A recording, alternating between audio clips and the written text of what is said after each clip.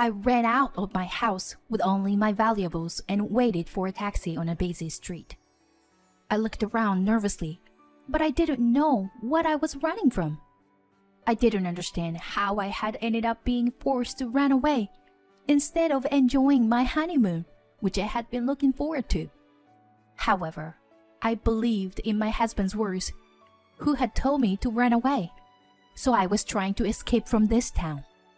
I am Marin, a 30-year-old business consultant. Although I had been feeling like a newcomer for a long time, I had become the one responsible for the branch and was spending busy days. I have a fiancé named Rob, and we are planning to get married next month. Rob is a reliable co-worker from my company. He is a perfect guy who is trusted by his superiors and subordinates, and he also does housework perfectly. I think he is a wonderful man who is beyond compare as a marriage partner, except for one thing. We visited his parents' house for a weekend, and when we opened the door, two women were relaxing and having tea in the living room. "Welcome home, Rob." "Hi, Rob. Good to see you." They ignored me completely and welcomed my husband with a sparkling smile. "Here we go again. Why is Alyssa here too?" "Well, Alyssa is like a daughter to me, you know. Right?" "Right. When Rob and I get married, I'll become your daughter for real." "Whoa, that sounds nice." My husband sighs heavily. I was already filled with the desire to leave immediately. Alyssa is Rob's childhood friend and neighbor. With her big bright eyes, slender figure, and a talent for being spoiled, she is the type of woman who men can't resist. For some reason, she has become fixated on Rob, especially since he told his parents that we were getting married. Alyssa sends him endless messages, constantly asking him to meet up. Her persistence made me anxious, so I asked Rob about it. "Babe, aren't you being pursued by a cute childhood friend like her and just not interested?" When I asked my husband, he looked really disgusted. "Well, she pretty much hooked up with everyone on the basketball team in high school. And apparently, she only dated guys who already had girlfriends or wives in college. I mean, marrying a woman like her is just too scary, right?" I breathed a sigh of relief, knowing that Rob wouldn't be swayed by Alyssa, but my mother-in-law was on Alyssa's side. She tried to make me feel unwelcomed by showing off her close relationship with Alyssa. It seemed that my mother-in-law didn't know about Alyssa's recklessness. She was planning to have Alyssa as her daughter-in-law because she thought Alyssa, who appeared innocent and obedient, would be easy to handle. Because of these two women, I had a terrible wedding experience.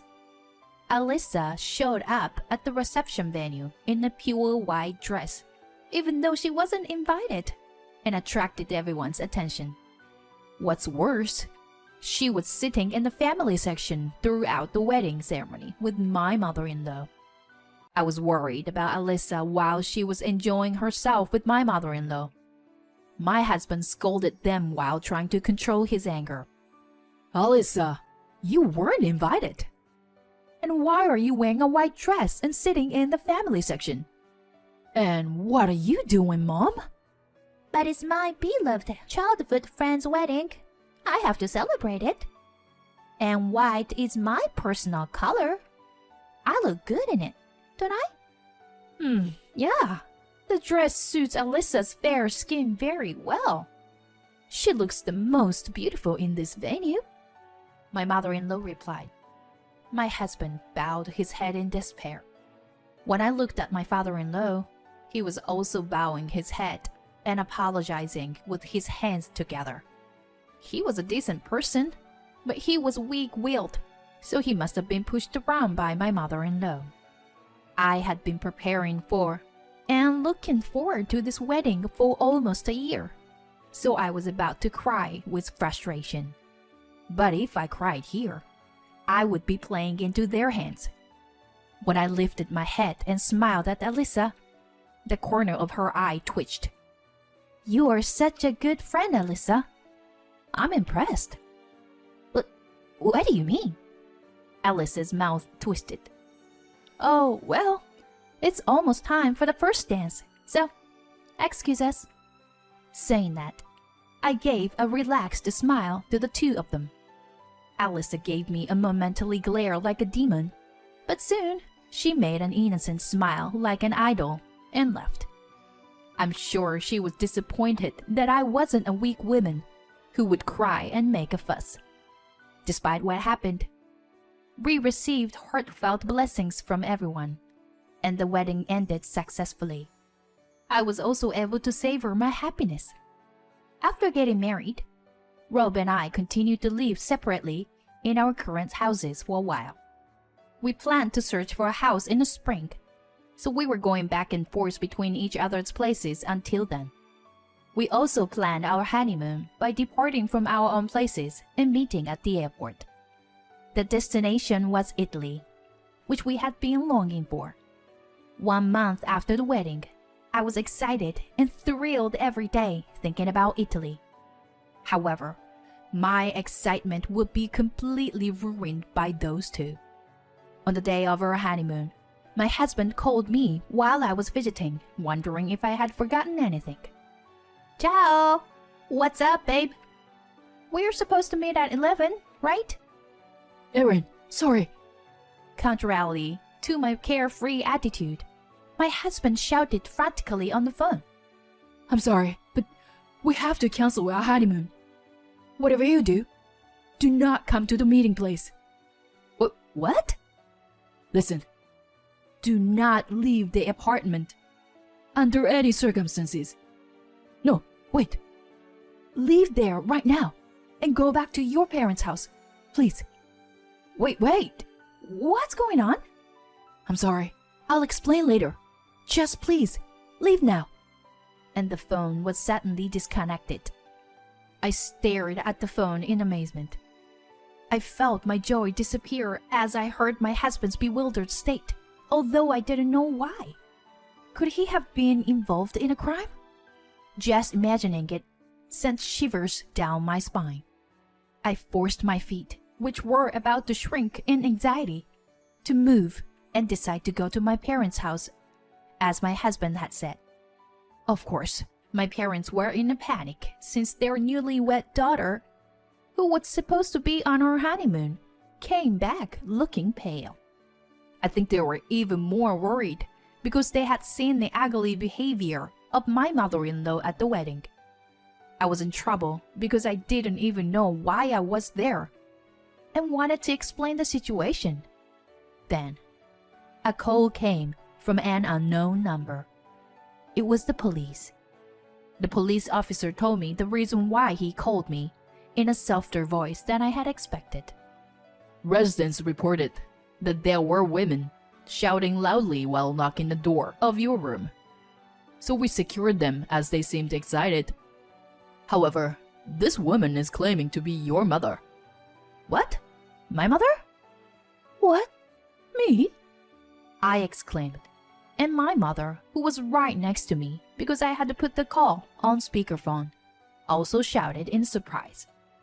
The police were surprised to hear my mother's voice. I was also momentarily stunned, but I soon realized who the women were.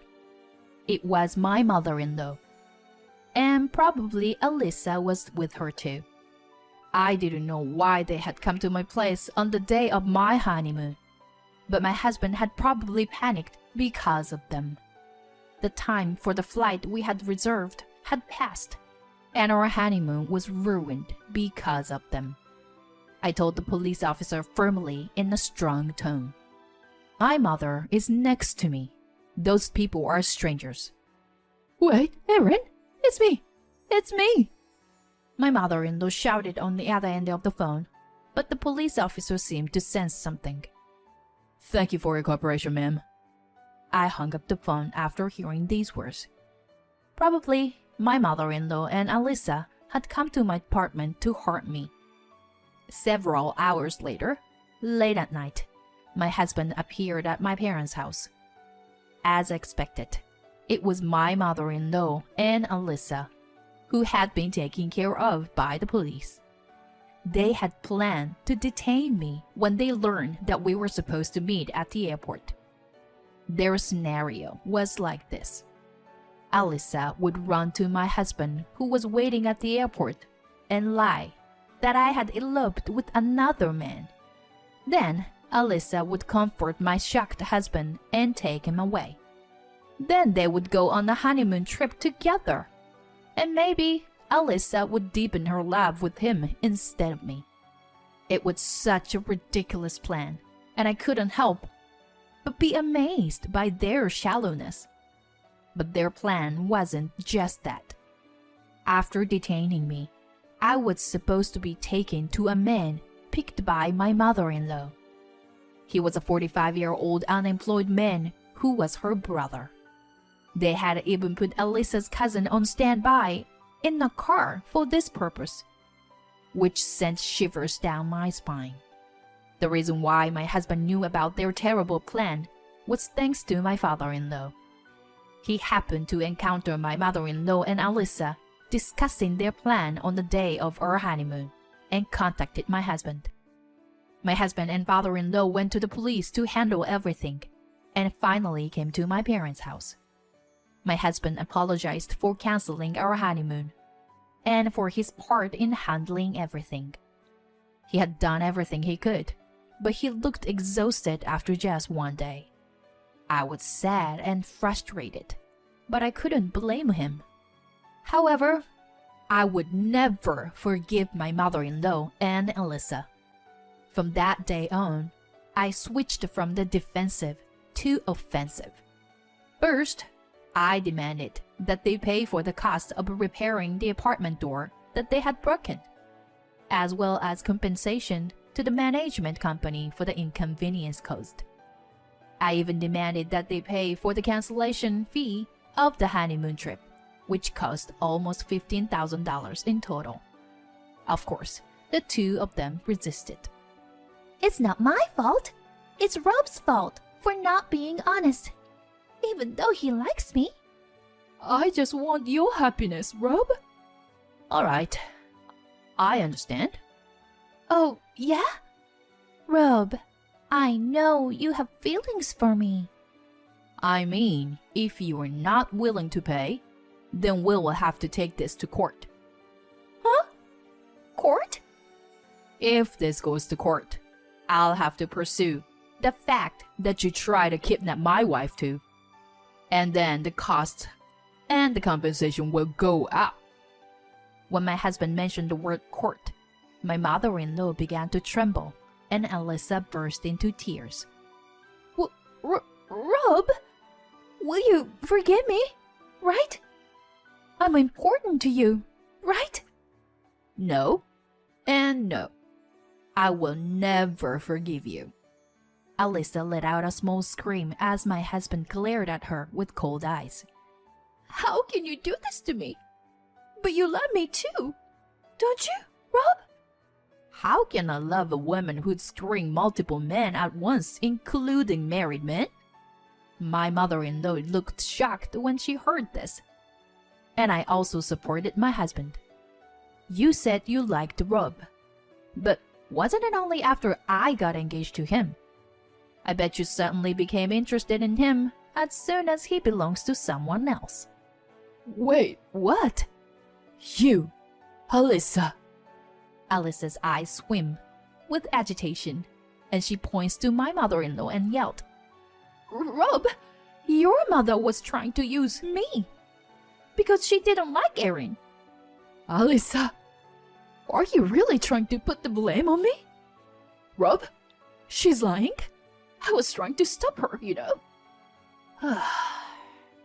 As the two of them started arguing and almost getting into a fight, Alyssa's parents and my father-in-law intervened and settled the matter. They decided to split the costs equally. Alyssa's parents, who had not noticed their daughter's outburst, apologizing profusely, We also made a written agreement that if Alyssa and her mother approached us again, there would be penalties. The plan had failed, but it was too malicious for us to forgive them. 3 years later, we were living peacefully with our son when a man visited us.